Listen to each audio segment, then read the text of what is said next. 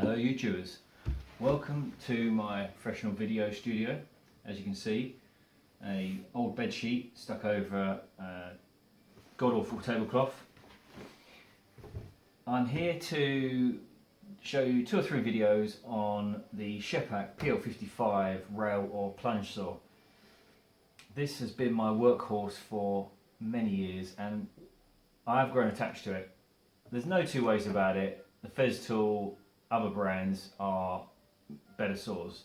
This is high end of amateur, I would say, and it's proven it by the fact that I've built a lot of stuff. I'm a chippy and I've built a lot of things with this saw. I do love it. It's beaten and battered. That's because it doesn't come with a case, and the other saws, as you probably know, do come with cases, and all my mates' Festools are in pristine condition like the day they bought them. Mine, however, is not, but it does come with 2 1400mm tracks in some of the kits you get, and 2 700mm tracks for probably less than half the price. So what I'm going to talk about in these 2 or 3 videos is a couple of regular maintenance issues, maintenance exercises. So one is replacing the splinter guard, which I have to do every now and again. The other is sharpening the blade, and other less frequent ones is replacing the brushes and this cable, which is a cheap old cable. We know on the Festool it's superior rubber, so I thought, what the hell, I'll change it out. Turns out you have to dismantle the entire saw to do it, and now I've realised that the cable I put in was too short, so now I've got to replace it with a longer one. But the benefit is, after a lot of cursing and swearing last time, you get to see me do the video where I'm slightly more chilled out, and I'm going to show you how to do that. So let's get cracking. Right, got my obligatory cup of Rosie Lee. Now we can get properly started. So I've taken the housing off. Start with the most basic task. This is replacing the brushes. Obviously most tools these days are brushless. I quite like brushed because obviously you can replace these things. But the problem is, although I like Scheppach because for a cheap brand you can replace almost all the parts, just like DeWalt. The problem is that nearly always comes from Germany, and you can get them in the UK. Anyway, cut a long story short, they wanted 25 quid for 2 of these, and I know any other brand, Bosch, whatever, you're looking at like a £5. So complete rip-off for what it is. I thought, well, what exactly is a brush? They're all the same, right? So I just went a quick measure up of what I had in there. I'll tell you what it is right now. Let's just zero that out. So these are the ones I bought off of eBay or Amazon, not sure. It's 10.86mm, so 11 give or take. And what did I just measure? So the length was about 17, and the thickness is about 6.9, so 7mm. One of these dimensions doesn't fit in here, so what I did was I got a knife, a Stanley knife, just shaved that down like that, and until it fitted, and it's been fine ever since. But the problem is you can't find one with the right connector on it. This is a standard fitting for many tools, but not this one. This has got the, I don't know what you call it, it's like a sort of, you slide the clip into the, it's like a metal clip, tab rather, it's a metal tab that slides into a clip. So what I had to do was open up the tab and open up the clip, and in fact I had some spare ones, you can buy like a kit of them. I cut that off, the little brass piece there, and then I basically crimped that copper. There's a copper wire inside the middle of there joining the brush to your tab, and then just crimp that on there, put that in. Anyway, simples. So that's pretty straightforward if you know what if you're handy with changing brushes. So that's one thing. I'm going to go through all the pros and cons of this, and actually before I forget, I found out loads of information about this saw. Far too much time on my hands, clearly. This is actually the same as the Audi Work Zone, and there's also an American brand which is the same model. So Scheppach are badging it up as something else, but you don't get all the kit with it like I did. So that's a pro. One of the cons is that these screws go. Could be aluminium or steel housing. Anyway, doesn't last very long. Sooner or later these screws go, and I had to drill out bigger and bigger and bigger holes. I'm starting to worry now that there's not going to be any metal left, but I've basically had to replace it with my own screws. So that is definitely a downfall, and you can tell it's pretty. What I like about it, it's all pretty basic, right? Solid but basic. So really big thumb screws, but they're good plastic. They're not cheap plastic. You can tell. That's lasted me like 7-8 years. You know, back and forth bashing it. This is, you know, pretty antiquated, but it does the job. It's just really solid. So let's get this off of here. I've had to put a nut on the back to hold it in place. But what are you saving? 30 seconds. Obviously that's the vacuum connector. There's your blade. Let's just take that out whilst we're here. I'll just grab my Allen keys.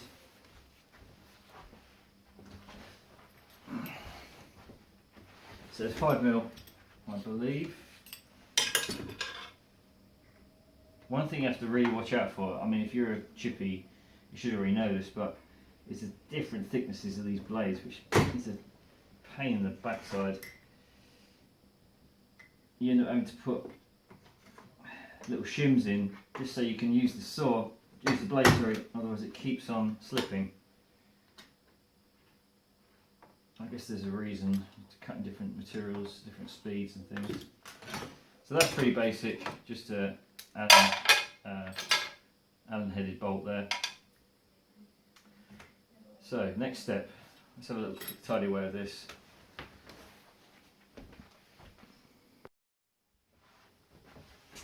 Just wanted to show you a couple of improvements I did actually make on this saw. You'll see quite a lot of YouTube videos on this. One is just glued a little piece of perspex into that window.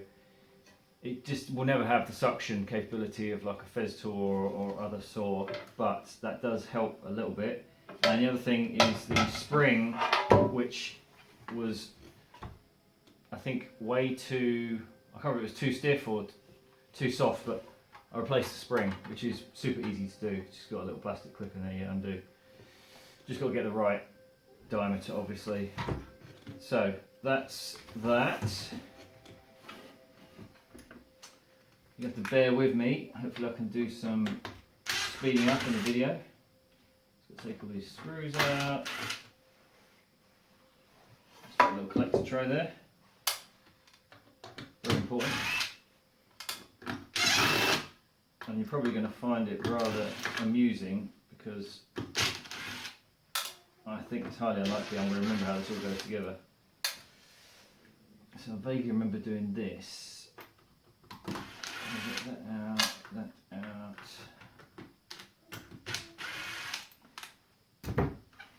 Let's just put that there so you can see it a bit better.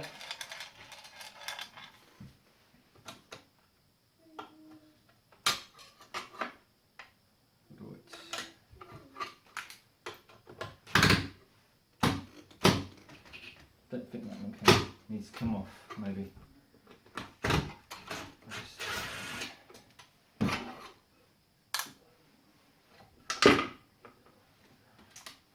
Okay, we've lost that already. That's fine. I think best just take everything apart. Take photos as you go. I'm not going to lie, I am largely doing this for myself. Not just for you guys, so I can actually remember. And 2 years time when I have to do this again, or whenever, there's no way I'll remember. No way on earth. I'll probably even look at this video scratching my head. So, I know that's got to come off.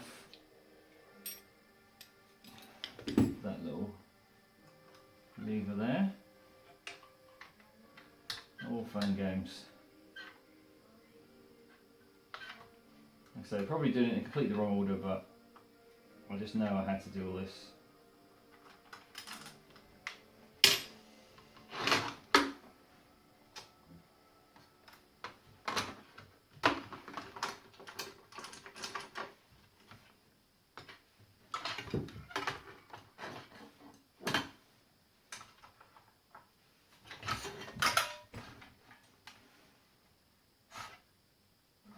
So that little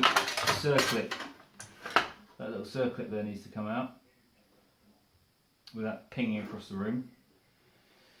So we're going to need a bradawl to do that. Give me a second. This is obviously the gear. There's a worm drive in there, and then that's the main pinion, and that's the little like grease chamber. So I'm going to show you what grease to use for that.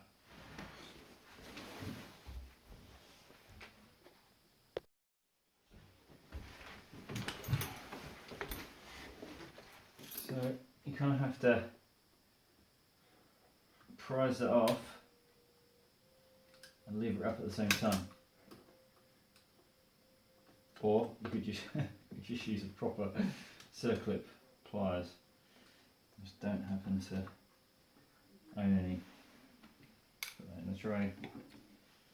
So that's a pin that goes through to bash that through.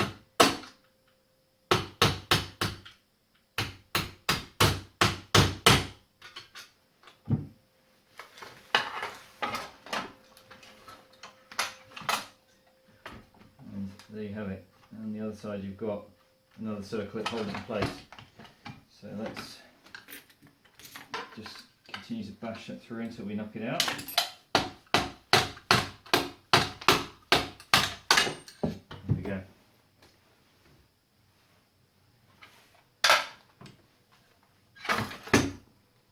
Okay, getting somewhere now. You can see that's the little locating pin, and that you can just literally pull that out.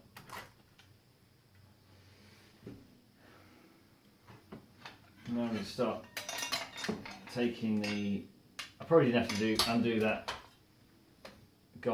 adjustment stop, but I did.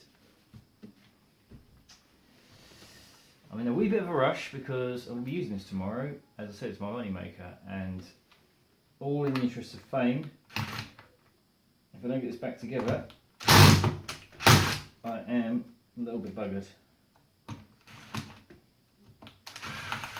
I can't even do a screw.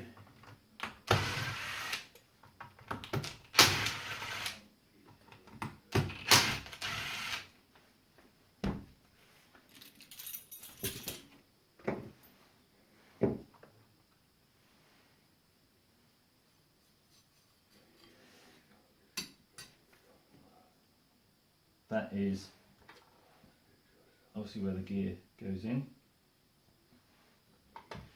Now there's some more screws in here. Actually, I'm going to have to remove this so you can get a screwdriver in there.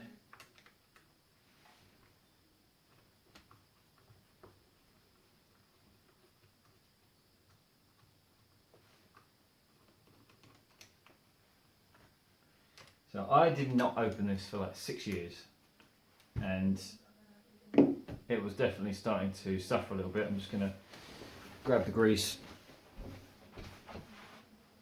Did a quick search online, and I've no doubt that Scheppach or any of these other brands are going to want to sell you a very specific grease, but I read that some general purpose lithium based grease will do the job. Just so happens I've got tons of it in the shed.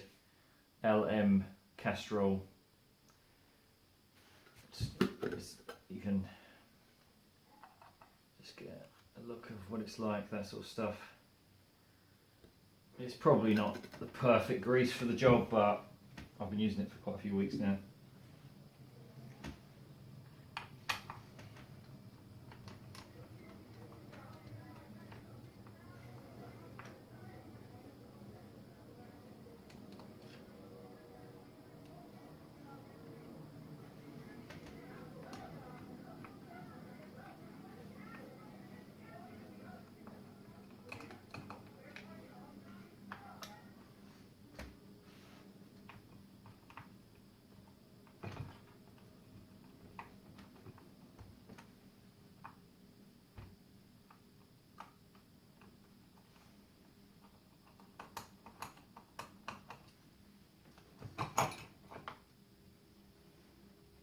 gear. Is that worm gear? Rack and pinion. Rack and pinion. It's been a long time since I've studied gears. This thing needs to go, it's pretty self-evident which way it goes on, but this thing is your, that's the spring. If you're in doubt, you need to kind of use a bit of logic to put this thing back together. But that is the push button to lock the wheel. It's pretty ingenious how simple it is. And that is the spring, it's basically a bent bit of metal, so let's just take that off. Now we need to get into the nuts and bolts of it.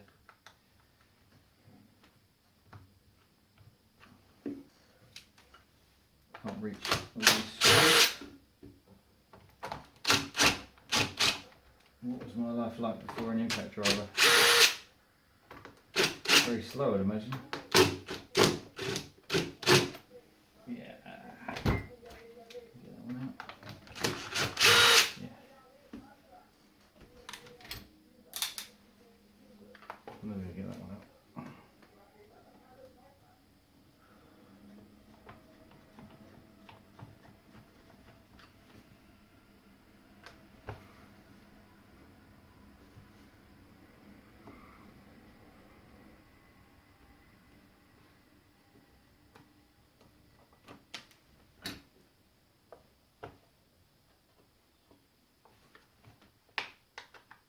So, to avoid all this pain twice around, I would strongly advise that you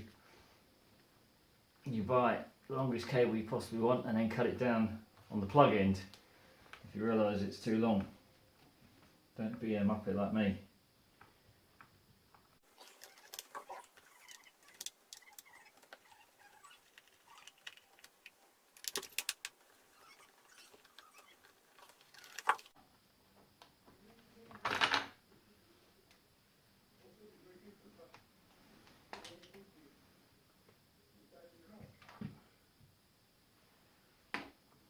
This, I think, works on that spring there and pushes that down. I don't want to do it now because those highlights pop out, but if it all comes apart, if you've got a bit of common sense you can figure it out, but that pushes down on there. And that's your release mechanism. The amount of dust, considering it's got a seal, the amount of dust that's got inside here, again it's another sort of sign that it's not the creme de la creme. Anyway, we've got a lot of gubbins in here, too much in my opinion. That's because I broke the rubber sheath, and that is what was creating the seal, so that's why all the sawdust is getting in there. Probably not ideal.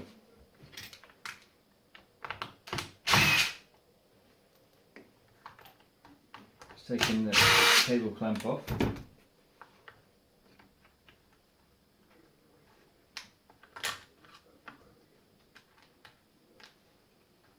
So they can fix that. Yeah.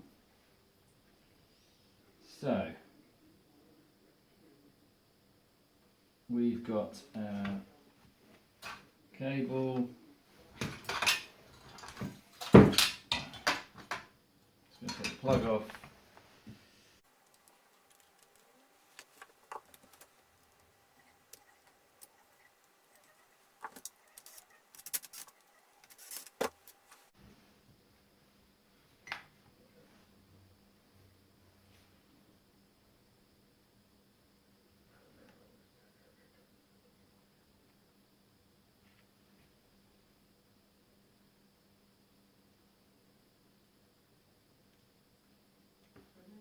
So blue wire has gone into this cable connector, and the live wire has gone onto the switch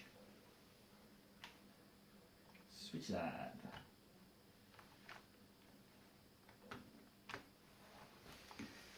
Let's get the new cable.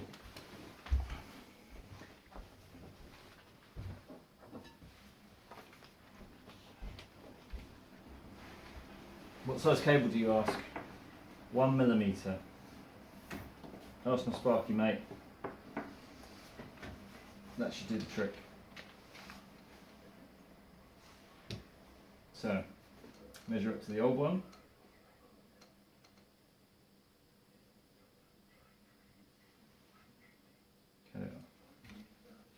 the sheath off.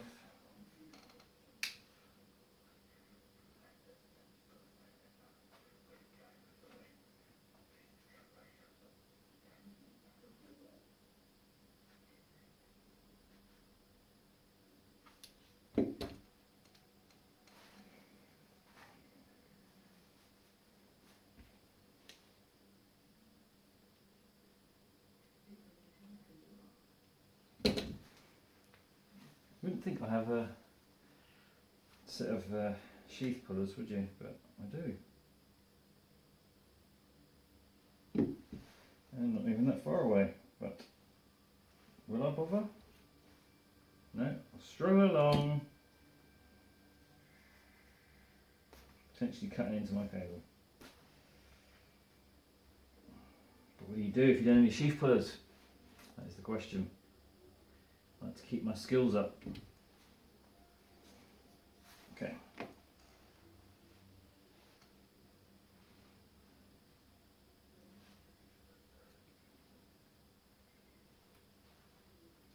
Start off with the easy one.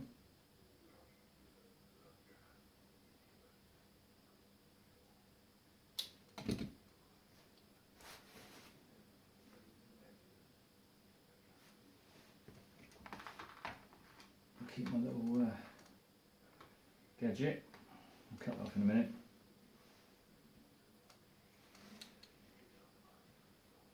No, I've made it too long, haven't I? Because that one I meant to. I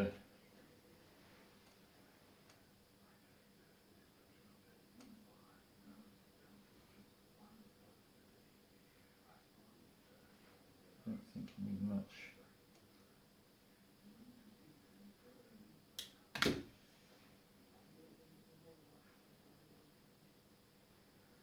Let's get some cable cutters and cut that down.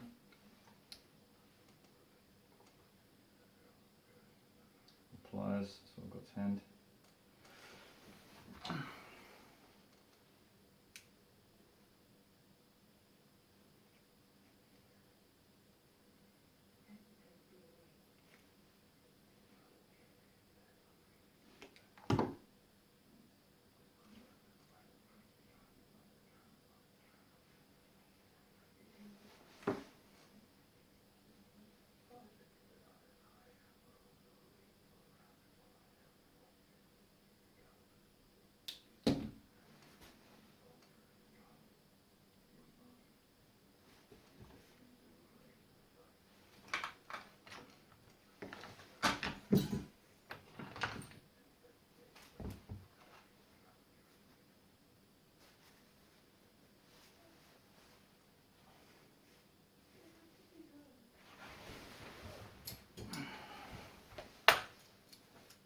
As you can see, you need quite a few tools to do this job.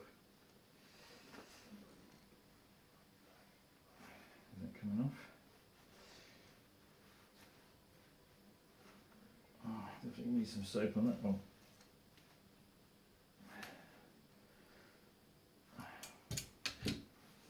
Cut it off.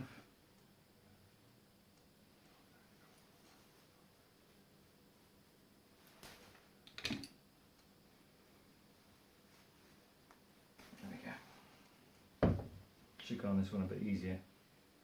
Not necessarily a good thing. This cable definitely looks thinner than the other one.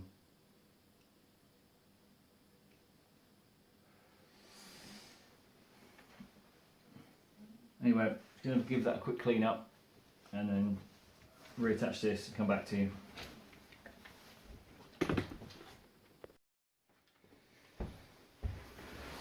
So what I've done is I've popped the wire through the hole in the back there. I've got my sheath on already. Connected the blue wire into the block connector, and now we need an appropriate sized connector. This is like the ones I was talking about in the brush housing. This is invaluable. If you ever want to repair tools, this is what you need. It's just an assortment. So, find the right one that fits on the tab there. And that was that size.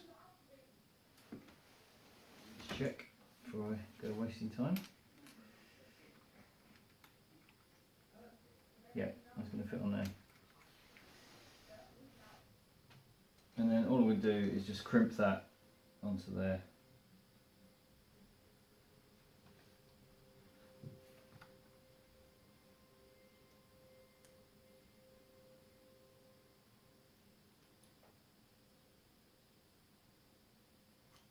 Just make sure that is on there really well, not like that.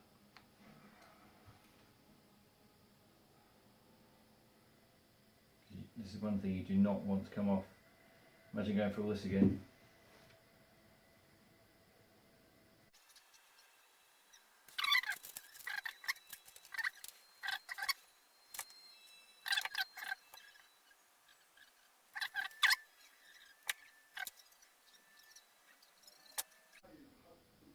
I'm sure if I pulled it hard enough, but that is, I'm putting quite a bit of pressure on that. And that is not coming off, so I'm happy with that. Let's get that on there, that's nice and tight, that's what we like. That's got there's two pins there, two plastic pins. And I didn't do that last time, and it really, I had to take the entire thing apart. So you've got to locate, there's two holes in that switch, which is good. That's a bit of common sense. Right. Pop that in there. Now we've got to stuff those gubbins back in here, and don't forget to put the cable clamp on. You can see that that's where the cable clamp's got to go, so we've got to get that back into there and get our cable clamp on.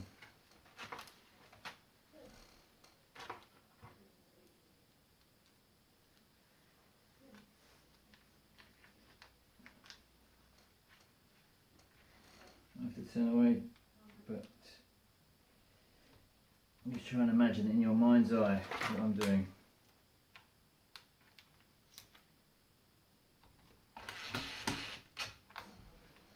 Right, there's one.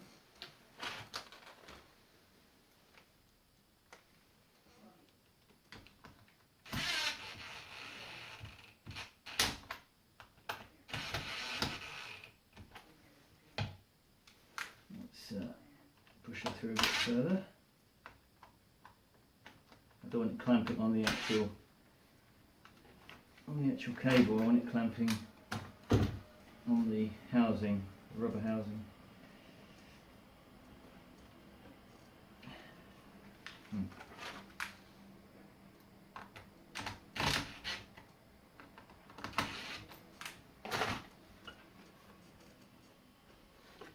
And that doesn't want to play ball.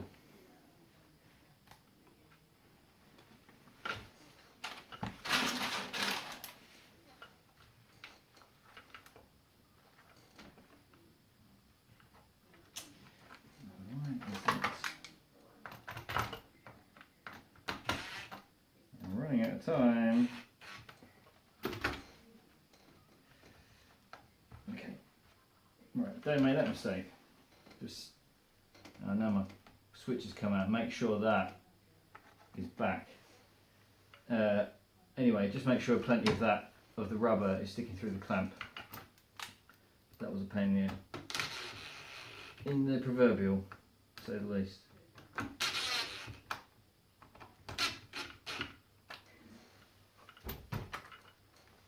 Give that a tug, make sure it's not going anywhere, which it isn't. That's super tight in there. Now, so most important thing, get that located on there, and then all that can go back in there. Make sure it's not going to get trapped. I need to put this back on. Don't need to worry about. Just make sure that that spring has not popped out. Just be very careful not to make anything jump out. Right, that feels like it's located well.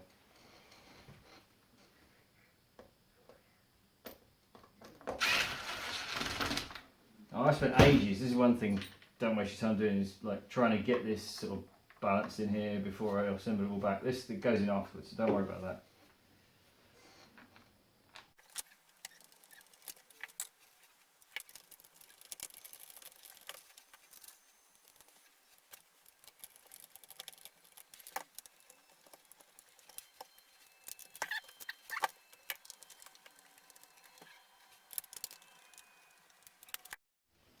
just to show you inside there. So you've got a couple of little channels, and that's where I have to clean out, get a toothbrush in there, and add some more grease.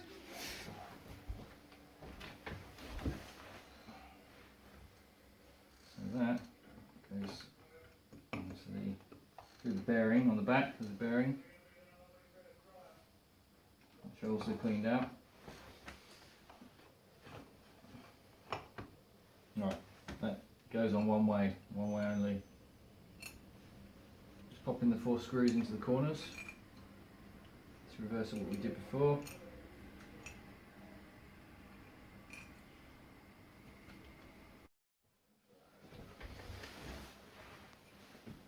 Nearly forgot. Where is my spring? There we go. Needs a bit of a clean.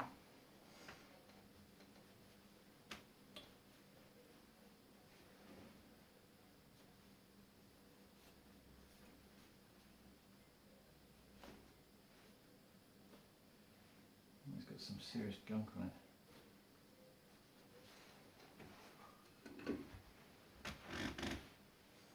So that needs to sit on the back there.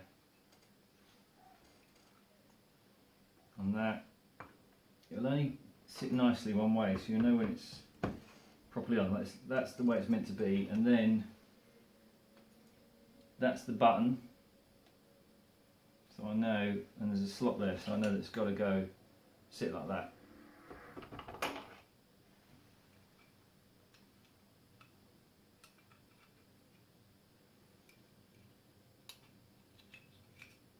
Probably the other way around. Oh yeah, there you go. There's your slot. There's your slot there. There's a slot there, same size as the metal. And that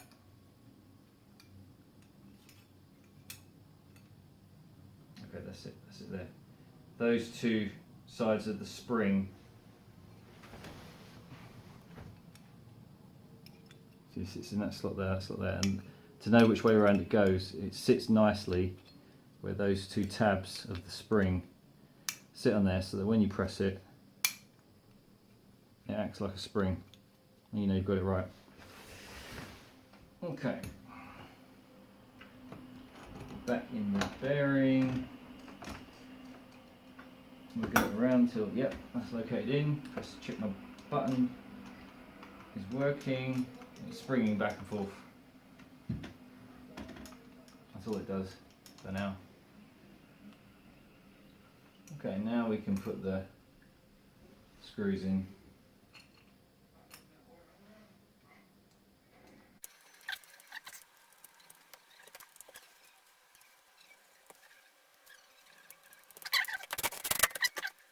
Okay, now this plate's got to go on.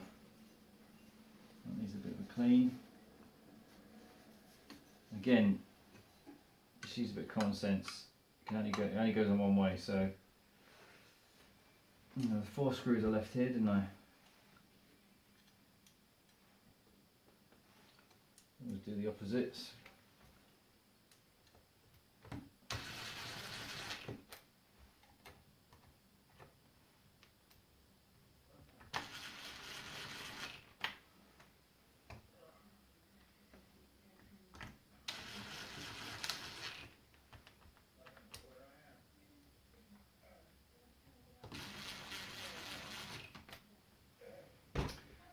Right, what is next?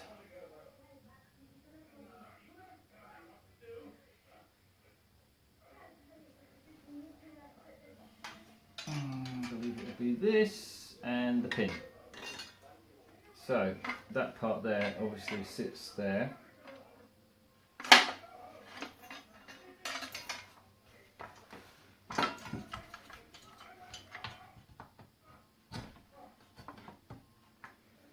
And we get a locator pin, put that through the hole.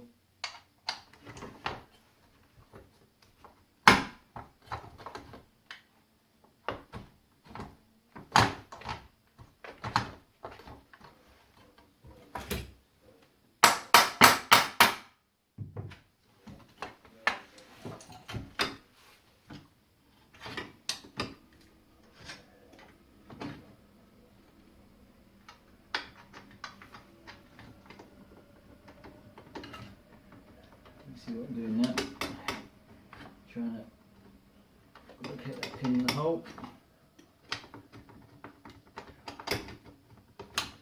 Oh, good God.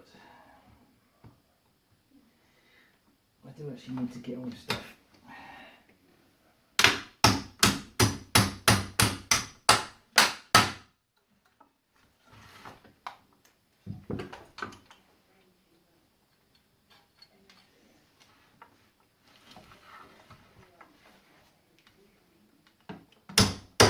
There we go. And you can see the pin. Whoa, let's put the lid on that.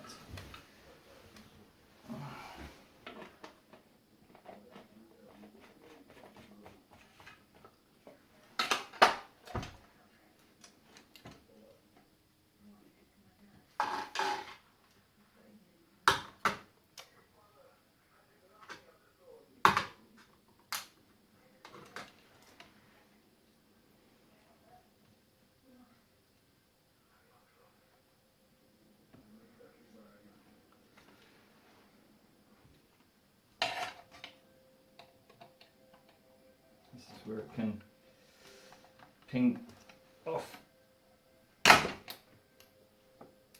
like that. Oh, good God.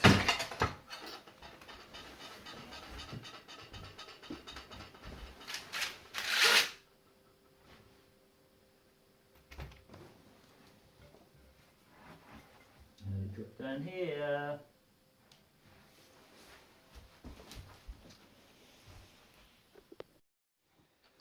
Right, thank God we got that bloody circlip in there. So now I can put the gear back in. Right. We line up these holes, put these screws in. These are the little ones.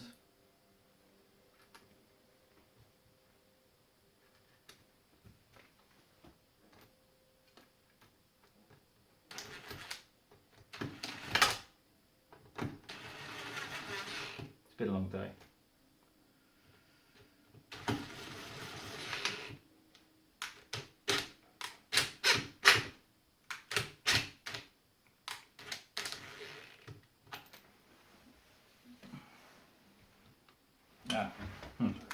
No, well, that's not sitting right, because that needs to be down there.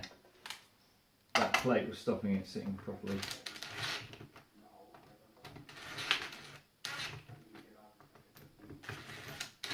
There we go.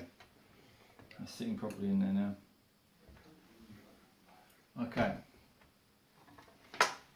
Now you've got these two big button screws and this whole contraption.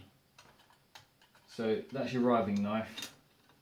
So that's, I know that's got to be somewhere back here, and also I know that that pin there has to slot in this, go in this slot here. So that goes there like that, like so. You can see that.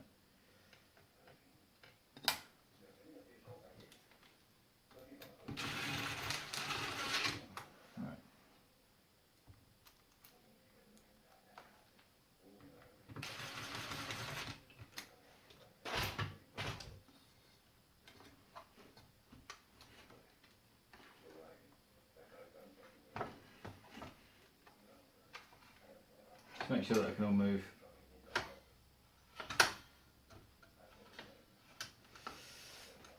We're missing our spring.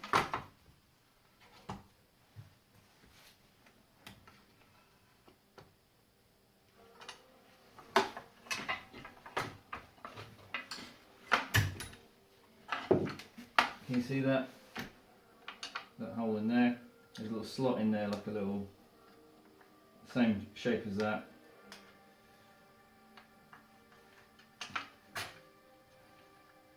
What we're going to do is get it in the slot first, and then you rotate it until there's a little, again like a little tab.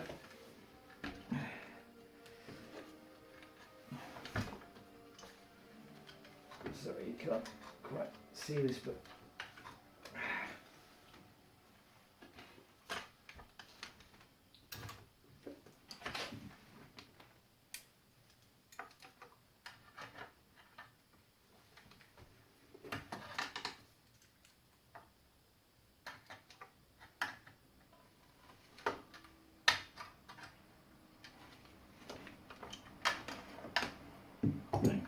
sure that that's in there, not going to come out. Check that it works, which it does. Right, now we're going to put our stop guide on.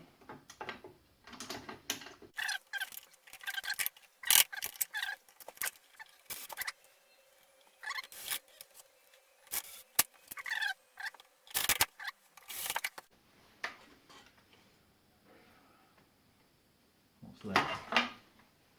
Oh, we've got this thing to do.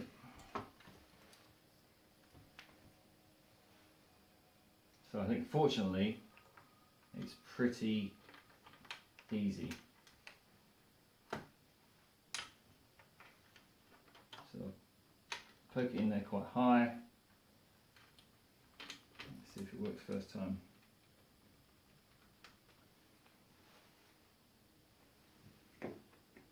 $4 mil.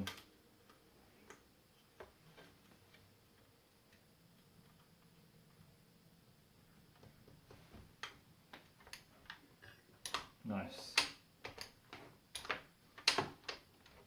Okay.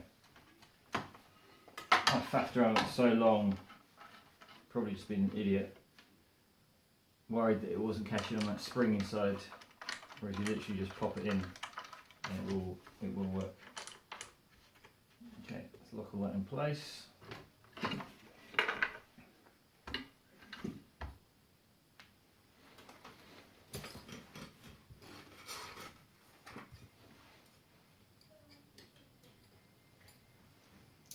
Make sure your blade's facing the right way.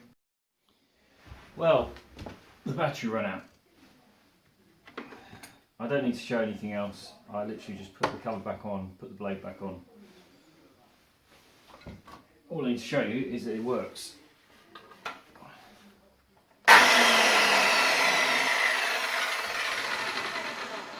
Voila. Squeaky bum time. I'll have to use this tomorrow. So, well happy about that. Now, I'm going to move on to the next video and show you how to sharpen the blade.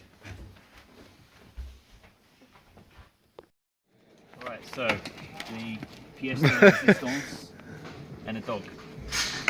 So what I'm going to do is just to straighten up the guard that I've just put on there.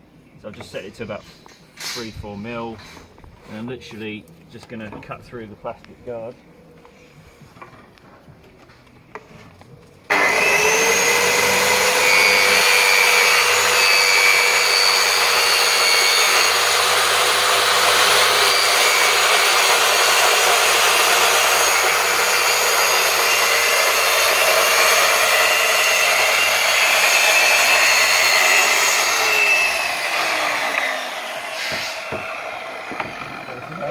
Now I've got a nice straight edge on there, and I'm just going to show you, now that I've sharpened the blade, everything's all done.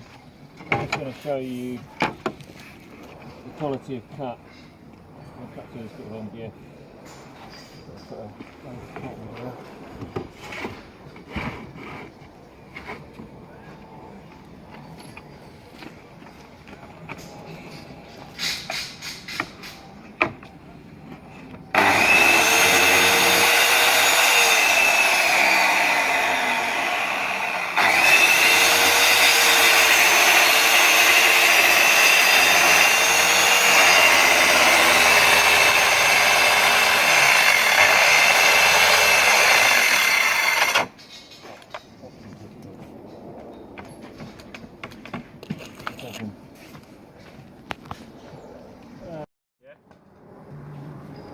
There's always something, isn't there? Always something. Somebody's on the power cable. Take two. Okay, well, take two.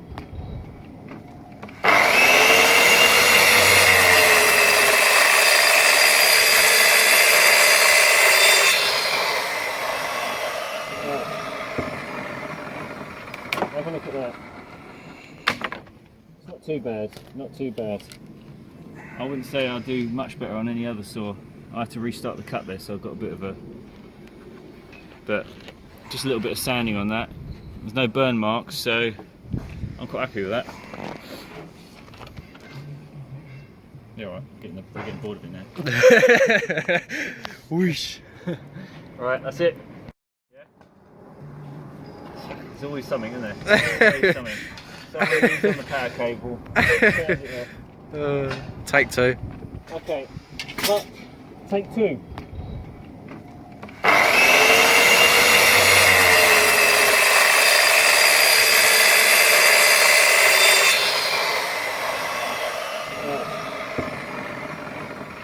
Have a look at that.